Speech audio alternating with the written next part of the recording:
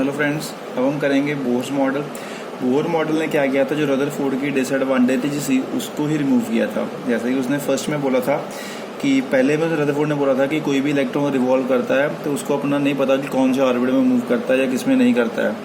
तो बोह्र ने क्या बोला था कि एवरी एटम मतलब an electron in an atom could revolve in a certain stable orbit without the emission of radiant energy. पहला उसने सॉल्व कर दिया कि अगर कोई भी ऑर्बिट के इलेक्ट्रॉन कोई भी इलेक्ट्रॉन मूव करता है किसी भी न्यूक्लियस के अराउंड तो वो कोई एनर्जी इमिट नहीं करता है। इसका मतलब है कि बोह्र ने बोला था कि अगर कोई इलेक्ट्रॉन किसी ऑर्बिट के क्रॉस मूव करता है तो वो कोई भी एनर्जी इमिट नहीं करेगा, कोई भी एनर्जी रिलीज नहीं करेगा। मूव क्यों करता है? Due to the centripetal force. क्योंकि ये देखिए, अगर सपोज कोई भी इलेक्ट्रॉन इसके क्रॉस मूव कर रहा है, ये सपोज ये न्यूक्लियस है, ये इलेक्ट्रॉन रिवॉल्व कर रहा है, तो क्यों इसकी पॉजिटिव है, ये नेगेटिव चार्ज है, इसको अट्रैक्ट करेगा ये चीज़, इस तरह से खींचेगा। बट अगर इस तरह से खींचेगा तो ये जाएगा नहीं इसके क्रॉस, बट ये तो मूव कर रहा है, और मूव करने के लिए कौन सी फोर्स चाहिए होगी? Centripetal force. तो सेंट्रीपिटल फोर्स अगर ये न्यूक्लियस प्रोवाइड करेगा तभी तो ये इलेक्ट्रॉन इसके क्रॉस मूव कर सकता है।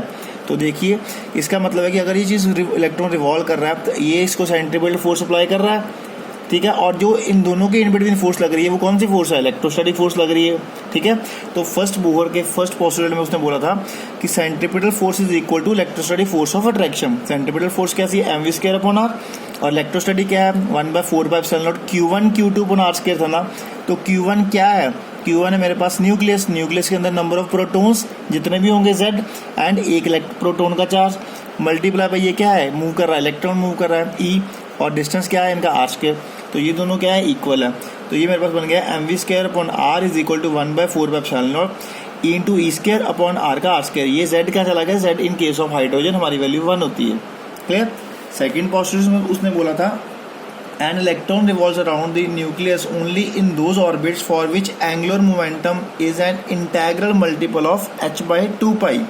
इसका मतलब है कि अगर कोई भी इलेक्ट्रॉन किसी भी सर्कल किसी भी ऑर्बिट में मूव कर रहा है वो तभी मूव करेगा जब उसका एंगुलर मोमेंटम h/2π के बराबर होगा। तो एंगुलर मोमेंटम मतलब mvr, तभी मूव करेगा जब h/2π इसका इंटेग्रल मल्टीपल होगा, तभी मतलब nh/2π, n की वैल्यू 1 2 3, मतलब कोई भी ऑर्बिट में तभी मूव करेगा जब वो इंटेग्रल मल्टीपल की फॉर्म में होगा, तभी वो मूव कर सकता है।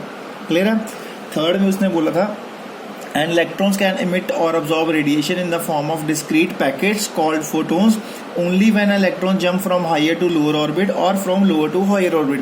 इसका मतलब उसने बोला था कि अगर कोई इलेक्ट्रॉन हायर से लोअर ऑर्बिट में मूव करता है तो वो एनर्जी क्या करेगा? रिलीज करेगा। अगर वो एनर्जी अब्जॉर्ब करता है तो वो क्या करेगा? वो lower to higher orbit move करेगा। उसमें फॉर्मूला क्या लगेगा? मेरे पास फॉर्मूला बनेगा E2 - E1, मतलब E2 है हायर की एनर्जी, E1 है लोअर की एनर्जी, तब वो क्या करेगा? वो मूव करेगा डाउनवर्ड्स, मतलब हायर टू लोअर मूव करेगा। क्लियर। जब वो एनर्जी रिलीज करेगा। इसी तरह से बोह्र के आगे फॉर्मूला था radius of Bohr stationery orbit, मतलब जो जिस ऑर्बिट में मूव कर रहा है उसकी मेरे को रेडियस निकालनी है। तो ये 3-4 तरह की डेरिवेशन आएगी, डेरिवेशन मैंने सॉल्व कर दी है। बस आपको ये 2 फॉर्मूले याद करने हैं, एक ये फॉर्मूला और एक दूसरा फॉर्मूला मेरे पास है ये वाला। अगर ये 2 फॉर्मूले आपने याद कर लिए आपके पास सारा एटम चैप्टर खत्म हो जाएगा। पहला फॉर्मूला बोह्र फर्स्ट पोस्टुलेट से था मेरे पास, सेकंड से, जिसमें mvr is equal to nh/2π बोला था, मतलब कि जब मूव करना था उसने क्वांटाइजेशन ऑफ चार्ज के अंदर मूव करना था, मतलब उस n की वैल्यू 1 2 3, ये फर्स्ट पोस्टुलेट था। mvr is equal to nh/2π। Clear. और फर्स्ट पोस्टुलेट में क्या था? उस mv²/r इज इक्वल टू 1/4π, मतलब centripetal force is equal to electrostatic force. Clear है। ये 2 फॉर्मूले याद कर लो, बाकी सारा हो जाएगा अपना। इन 2 इक्वेशन मैंने क्या किया, यहाँ से रेडियस मेरे को निकालना है, मेरे को ये को r निकालना है। मैंने क्या किया, यहाँ से v की वैल्यू निकाली और इस वाली वैल्यू में पुट कर दी। यहाँ से v की value v is equal to nh/2π mr आ गया, यहाँ पे पुट कर दिया, क्या आ गया? m/r का m/r, v² था nh/2π इंटू 1/r का स्क्वायर कर दिया, साथ में 1/4πε0 जो भी था एज इट इज लिख दिया मैंने। यहाँ बन गया m/r का m/r आ गया, r into r², r³ n² h², 2π 2 का बन गया 4π², m का m², r का r³ आ गया। ऐसे यहाँ लिख दिया कटिंग की, तो कटिंग करके मेरे पास रेडियस आ गया r is equal to n² h²ε0 upon E²πm, ये मेरे पास आ गया रेडियस। और जब z की वैल्यू मैंने 1 पुट किया है तो वो in case of hydrogen atom put किया है। क्लियर। ये शो क्या कर रहा है कि रेडियस किसके प्रोपोर्शनल आ रही है? n के प्रोपोर्शनल, मतलब जितना नंबर ऑफ ऑर्बिट बढ़ता जाएगा उतनी ही रेडियस क्या होगी? बढ़ती जाएगी। क्लियर। सेकंड में उसने पूछा है मेरे पास velocity of electron in Bohr stationary orbit, मतलब अगर कोई इलेक्ट्रॉन मूव कर रहा है तो मेरे को उसकी वेलोसिटी निकालनी है कि वो किस वेलोसिटी के साथ मूव कर रहा है। सिंपली कुछ नहीं, वही दो फॉर्मूले, m v r is equal to n h upon 2 और second m v square upon r is equal to 1/4 e into z e upon r square. Clear. पहले मैंने यहाँ से किसकी वी की वैल्यू निकाली थी क्योंकि मेरे को रेडियस आर निकालना था। अब मेरे को वी निकाला, मैं आर की वैल्यू निकालूंगा। आर की वैल्यू निकाल के सेकंड में यहाँ पे पुट कर दी मैंने, देखिए बन गया m v square upon r से आप लिया, मैंने आर कैंसिल कर दिया, एक आर बच गया, ये वाली आर की वैल्यू मैंने यहाँ पुट कर दी। फिर वैसे कटिंग करके मेरे पास आ गया v is equal to z e square upon 2/0 into n h. अगर मैं जेड की वैल्यू 1 पुट कर दूंगा इन केस ऑफ हाइड्रोजन तो मेरे पास आ जाएगी v is equal to e square upon 2/0 n h. मतलब ये क्या शो कर रहा है कि velocity is inversely proportional to 1/n।